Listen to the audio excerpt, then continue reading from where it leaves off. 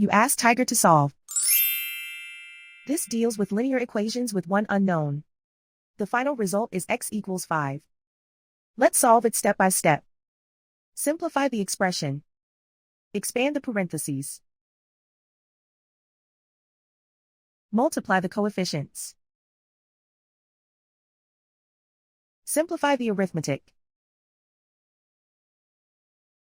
Combine like terms. Group all constants on the right side of the equation. Add 14 to both sides. Simplify the arithmetic.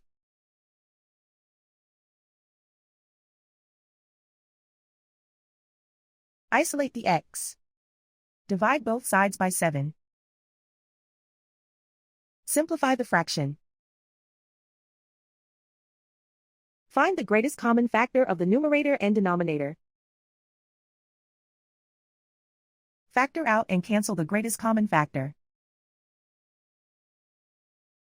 And so the final result is x equals 5.